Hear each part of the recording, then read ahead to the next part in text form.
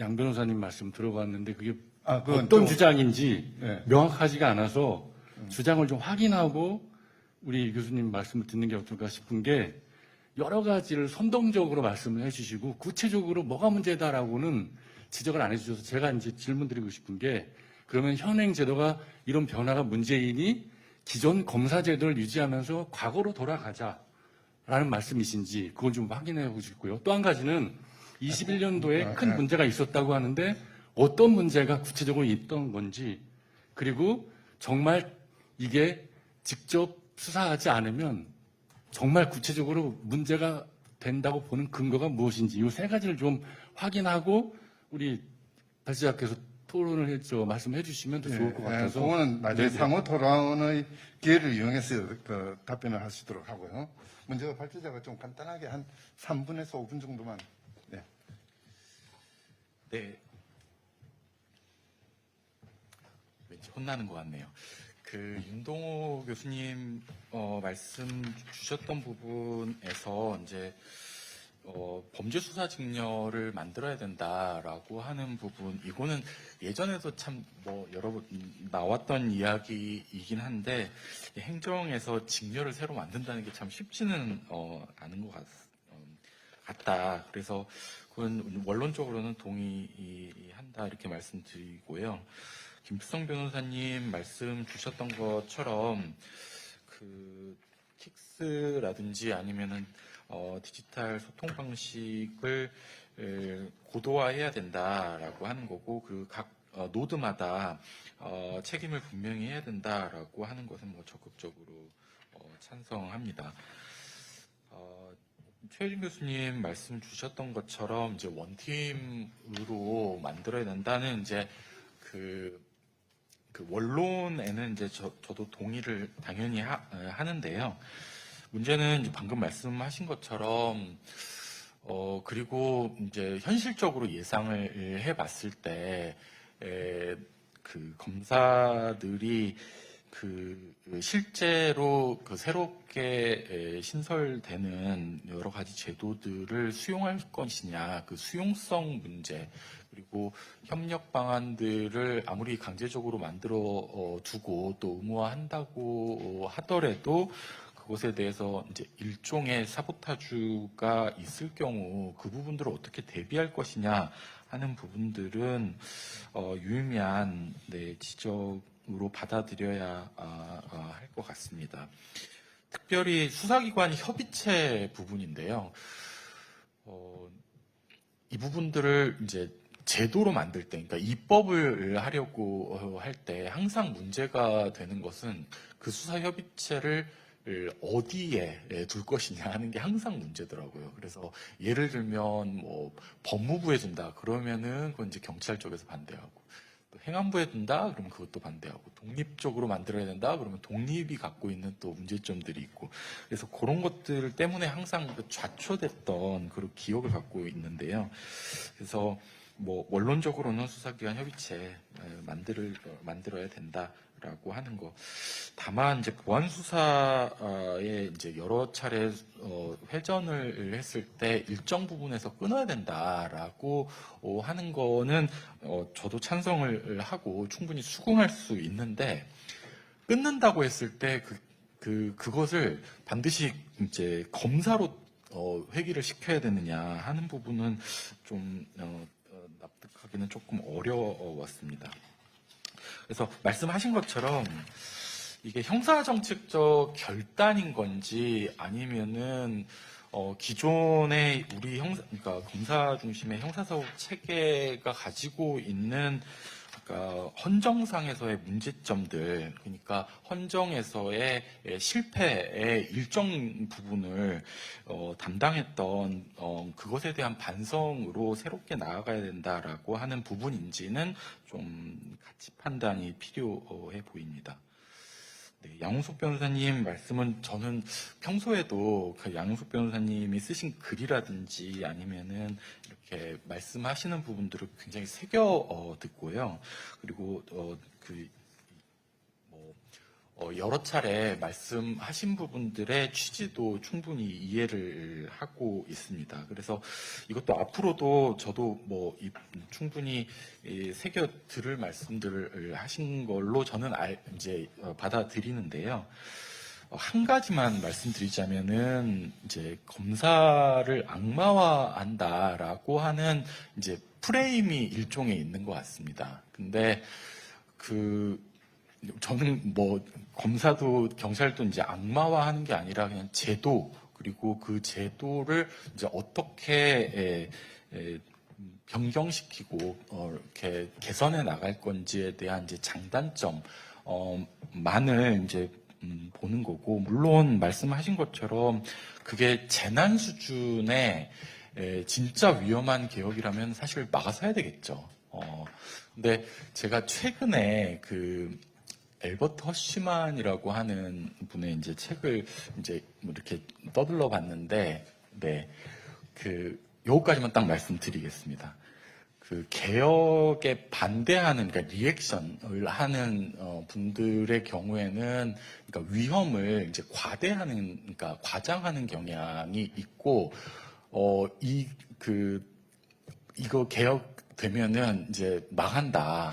엄청난 위험이 되고, 양우석 변호사님 표현대로 하면은 재난이 올 거다. 이렇게 약간 과정하는 게 있고, 그다음에 진보 쪽 사람들의 이제 문제점도 지적을 하더라고요. 그거는 그러니까 모든 게 잘 될 거다라고 하는 이른바 시너지 망상이라고 부르던데, 그런 시너지 망상을 가지고 있고, 저도 혹시나 시너지 망상이 있고 이 모든 게 잘 될 거다 이렇게 보고 있는 거 아닌가 하는 자기 반성의 계기로 삼겠습니다. 감사합니다. 마지막 말씀 조금 보완해서 말씀드리자면, 바로 그 때문에 새로운 제도를 개혁할 때는 당연히 엄청난 수기의 과정, 교정의 과정이 필요하지만, 그와 더불어서 새로운 제도를 시뮬레이션하고 그 결과에 대해서 다시 재검토를 하는 그런 작업도 필요할 것 같습니다. 그런데 그러기에는 우리의 지금 현재 우리에게 주어진 과제가 두 가지 측면에서 좀 시간이 너무 급하다. 두 번째가 이 급한 시간 내에 모든 것들을 완결적으로 다 처리해야 된다라는 조급주의. 이게 가장 큰 문제일 것 같습니다. 경우에 따라서는 제도 개선에 따른 시행착오의 기간들을 우리의 제도 개선의 비용으로 받아들이는 그런 개방성도 필요하지 않을까 싶은 생각이 듭니다만은, 이 자리에서는 논의할 건 아닐 것 같고요. 발제 토론 그리고 간단한 답변까지 다 끝났습니다. 이제 여러분들 시간입니다. 질문이라든지 의견에 대한 있으시면은 자기 성함을 밝히고요. 그리고 한 1분 내지 2분 정도로 이야기해 주시면 좋겠습니다. 예.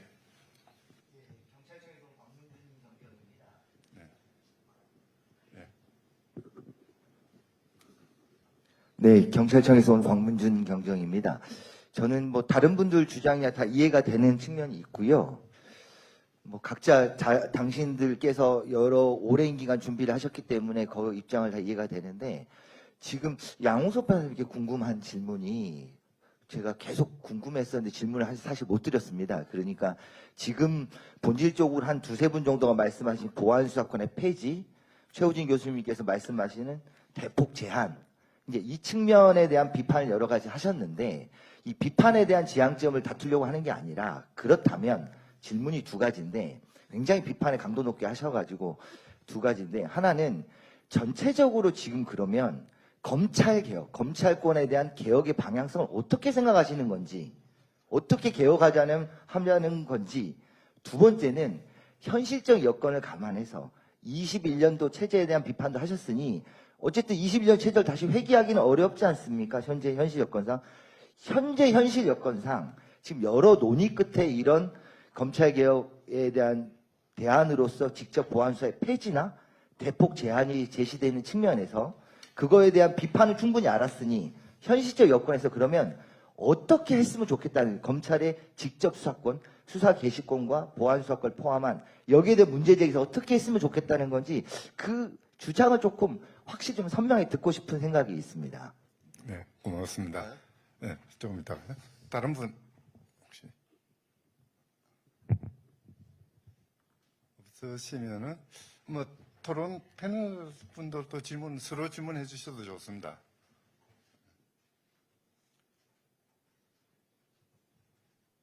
예, 일단 양 변호사님 답변을. 윤동우 교수님께서 뭐 근거가 있냐라고 말씀하셨는데 근거는 제가 나중에 따로 보내드리겠습니다. 이게 뭐 시간이 없어가지고. 그런데 그렇고 곽경정님께서 우리가 본 지가 그래도 한 10년은 넘었던 것 같은데. 그 사적인 이야기만 예. 생각해 주시고. 그 검찰개혁의 방안, 다양한 방안이 있을 수 있다고 생각합니다. 이걸 갖다가 뭐 짧게 말씀드리기는 사실 어려운 문제고, 저는 큰 틀에서는 검찰의 권한 중에서 상당 부분은 재조정이 필요하다라는 생각이 듭니다. 그런데 그렇다고 해서 검사가 직접 보완하는 가능성을 완전히 배제하는 것은 현실적으로 불가능하다. 그것을 저는 늘 얘기하지만 검사가 직접 보완 수사를 안 함에도 불구하고 부작용을 갖다가 상당 부분 해소할 수 있거나 치명적인 결함을 갖다가 피할 수 있는 제도적 제한이 있다라고 하면은 오케이, 충분히 받아들일 수 있다라고 얘기를 하는데, 제가 생각할 때에는 그 대안은 사실은 마땅치는 않다. 그래서 일정 정도 직접 보완을 하는 형태의 권한을 남겨둘 필요는 있다. 다만 그것으로 직접 보완을 하기 위한 장치로서, 과정으로서 여러 허들을 둘 수는 있겠죠. 그런 측면에서 어느 범위에서 해야 될지는 굉장히 구체적인 얘기니까 따로 만나서 한번 얘기를 하시면 될 것 같고요. 그리고 검찰개혁을 하는 것은 동전의 양면과 같은데 1차 수사기관의 수사 과정에 대한 적법성, 적정성 통제를 어떻게 할 것인지에 대한 제도가 같이 논의돼야 됩니다. 그런데 현재 1차 수사기관, 뭐 경찰이 대표적이겠죠. 경찰도 있고 해경도 있고 그다음에 앞으로 만들어질 중수청도 있는데 그 기관들의 수사가 앞으로 활발하게 이루어질 텐데 그것에 대한 적법성, 적정성, 적시성을 통제하는 것을 하려면은 송치 전에 전혀 관여하지 못하게 하는 현재의 체계는 바꿔야 된다. 제 생각은 그렇습니다.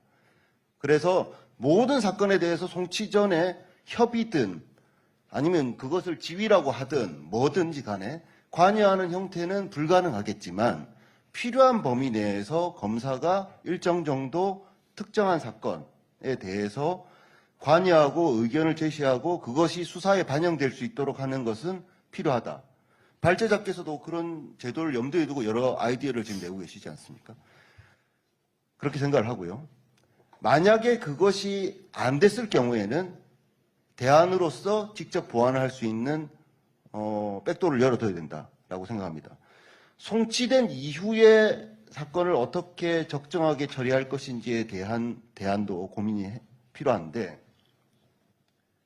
현재와 같은 보안수사 요구로 처리할 것이냐 아니면은 보안수사 요구 지금은 보안수사 요구를 일부 하고 10%를 하고 90%의 사건은 검사가 직접 보완을 하도록 하고 있는데 이거를 비율을 조정한다고 하더라도 수사의 효율상 전체 형사사법 자원의 효율적 배분상 검사가 모든 걸 못하게 한다라고 막게 되면은 1차 수사기관인 경찰, 중수청에 상당한 부하가 걸릴 수밖에 없다.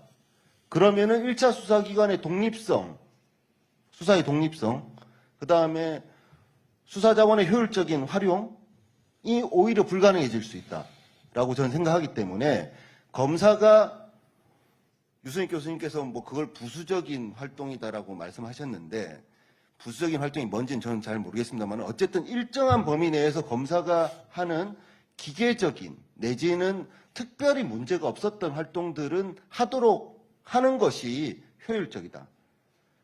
그것이 안 된다라고 하면은 상당한 정도의 인력을 1차 수사기관에 증원해줘야 되는데 도대체 얼마만큼 돈을 들여가지고 그걸 해줘야 될지 사실은 가늠할 수조차 없기 때문에 그렇기 때문에 제가 늘 경찰에 그럼 도대체 어느 정도 인원이 필요하냐, 어느 정도 제도가 만들어져야 돼, 어떤 조직이 필요하냐라는 말씀을 계속 물어보지만 경찰도 답이 없겠죠. 안 해봤으니까. 예. 그렇기 때문에 이제 그런 식의 논의들을 해볼 수 있는 것 같다. 간단하게 그냥 개괄적으로만 말씀드렸습니다. 네, 고맙습니다. 여기 형사법 전문가들이 다 나와 계시니까 저도 궁금한 거 하나 여쭤보면요. 그 이제 부수적 활동이라고 이야기하는 기소를 위한 사실 확인, 검사가 하는 뭐 조사라고 해도 좋고요, 기소적 조사라고 해도 좋고요. 그 결과는 증거로 이용될 수 있습니까, 없습니까? 그 예를 들어서 송치된 사건 기록을 보니까 계좌번호 하나가 오타가 나 있습니다. 검사가 보니까 이게 이자가 일자로 고쳐져 있거든요. 그래서 고쳐서 이로 고쳤습니다. 이거는 증거입니까, 아닙니까? 우리가 오늘 논의해야 될 부분은 저는 이런 부분이라고 생각하고 왔거든요. 모르겠습니다. 지금 제가 짐작컨대 이제 개혁 추진단에서는 분명히 이런 논의들이 다 끝난 걸로 알고 있습니다. 제대로 논의되었겠죠. 조만간 빠른 시일 내에 이런 이야기들이 그 시민들에게 제시되어서 모든 사람들이 그런 것들을 가지고 판단할 수 있도록, 어떻게 보면은 조금 추상적이고 아이디어 차원의 이야기가 아니라 좀 더 구체적이고 실천 가능한, 정말 여기에 나와 있는 발제자가 지금 제시했던 이 안들을 제대로 실현하기 위해서는 우리는 어느 정도의 인력이 필요하고, 어느 정도의 비용이 필요하고, 어느 정도의 기간이 필요하고, 또 어느 정도의 국민들의 양해가 필요한지, 그런 부분들을 좀 본격적으로 이야기하는 자리가 되었으면, 또 시민들이 그런 논의를 할 수 있는 계기를 마련해 주셨으면 어떨까 싶은 생각이 듭니다. 이제 어쨌든 우리는 이런 이야기예요. 소설의 숲을 향해서 6걸음. 이미 검찰 개혁을 향한, 또는 형사사법체계 개혁을 향한 발걸음을 6걸음 중에서 5걸음은 뗐습니다. 나머지 1걸음이 남아 있는데요. 이 1걸음이 제대로 이루어질 수 있는 그런 그 1걸음을 만들기 위해서 앞으로 남은 5달 동안 뭘 해야 될 것인지 고민하는 그런 계기들이 있었으면 좋겠다는 생각이 듭니다. 시간이 다 됐는데요. 지금 3분 남았는데 꼭 한마디 하고 싶어요. 지금 한 교수님께서 말씀하신 부분에 대해서 네. 제가 사실 추진단에서 잠깐 얘기하다가 그냥 씹혀가지고 제대로 일 못한 적도 있었고, 제가 그 생각을 좀 해본 게 있었거든요. 그래서 간단하게, 이건 제 개인적인 사견이라는 걸 던져 말씀드리겠습니다. 검찰이 더 이상 수사기관이 아니게 되면 일반적인 행정기관의 경우하고 동일하게 볼 수 있을 것 같습니다. 행정기관하고 이제 행정기관을 통해서 수사기관이 증거를 입수하거나 사실조회를 한다든지 눈속볼도 아니면 고소고발을 받든지 받는 경우하고 동일하게 볼 수 있을 것 같고요. 그런 경우에 예를 들어 지금 이런 경우를 볼 수 있을 것 같아요. 지금 사실조회나 이런 문서를 요청해가지고 응원이 됐든 뭐가 됐든 자료를 받았는데 계좌번호가 잘못돼 있다. 그러면 수사기가 제했다고 해서 수사기관이 마음대로 고친다거나 이렇게 하면 안 되겠죠? 그러면 그거는 어찌되었든 잘못된 게 명확하더라도 그걸 보내준 쪽에 확인을 해보고 거기서 다시 보내달라고 하든지 이렇게 맞지 않겠습니까? 그러니까 기본적으로는 검사가 수집한 자료는 증거로 쓸 수 없도록 하는 게 맞는 것 같고요. 그리고 만약에 그런 문제가 있을 경우에는 이거를 검사가 이거 간단하게 주면 이렇게 갈 문제가 아니라 절차적으로 이거 틀린 거 맞냐? 네가 수했으니까 거기에 대해서 그러면 제대로 해서 다시 보내라라고 요구하는 게 절차적으로 맞는 것 같습니다. 그러니까 저런 것들도 보안수사 요구로 밀어내기 시작하면은 경찰은 일 못합니다. 한마디만 한답니다. 네. 지금 이제 업무 부분이 이제 과부하가 되고 부담이 되고 재단 수준이다 이렇게 되는데요. 이제 말씀을 하시는데 사실 그거를 실제로 그런 일이 벌어질 것 같으면은 이런 거 하는 방법이 있는 것 같아요. 그러니까 예를 들면 경영상 할 때 이제 조직 진단 같은 거를 하고 예전에 그러니까 기록으로 보면은 D-Day 때 그러니까 D-Day 정부 때 이 조직 진단을 이제 전 부처를 한 적이 있었거든요. 검찰만 좀 특화해서 어디 그냥 컨설턴트 업체에 맡겨서 또는 경찰 해도 되고요. 그래서 조직 진단을 하고 그 직무를 수행할 수 있는지 그런 것들을 좀 예측 가능하게 하면은 참 좋겠다. 돈 들이려면 그런 데 좀 들였으면 좋겠다. 네, 이상입니다. 저도 덧붙여서 제안 한번 하자면 김필승 변호사님 말씀하신 바로 그 부분인데요. 행정조사 기본법이라는 법이 있습니다. 거기서 수사는 예외로 빼놔버렸거든요.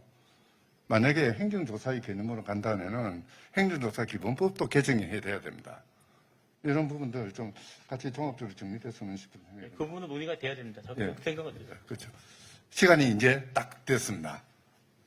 뭐 더 이상 발언하실 분도 하고 보여지고요.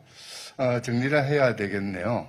오늘 많은 이야기들이 나왔습니다. 물론 뭐 경우에 따라서는 대립적인 그런 그 생각들도 있긴 했습니다만은 문제는 그 대립이 아니라 대립을 넘어서는 조정이겠죠. 아까도 말씀드렸습니다만은 지금은 정치의 시간이 아니라 행정의 시간입니다. 무엇이 국민들의 편이 국민들의 이익에 가장 많이 봉사하는 제도인지, 무엇이 그 국민들의 이익에 이익을 저해하는 그런 것인지, 이런 부분에 대한 성찰이 이루어져야 될 때가 아닌가 싶은 생각이 들고요. 그 성찰을 기반으로 서로의 생각을 맞추어 나가는 조정의 시간이어야 할 것 같습니다. 추진단에서 많은 논의들을 하고 많은 대안들을 제시를 했을 것 같습니다만은, 일단 그 바깥에 있는, 저 같은, 그러니까 제3자 내지는 국민의 입장에서는 형사사법체계의 개혁이라는 것이 검사를 응징하고 또는 경찰의 권한을 정비하는 이런 수준을 넘어서서 우리의 사법, 국민의 사법을 만드는데 어떤 의미를 가지는지를 더욱 한 번 더 고찰해 주셨으면 하는 그런 바람입니다. 오늘 긴 시간 동안 이야기해 주시고 또 토론해 주시고 여러분들이 플로어에 앉아서 그것을 검증해 주신 그런 좋은 자리였습니다. 지혜를 모아 주셔서 감사합니다. 오늘 토론은 이것으로 마치겠습니다.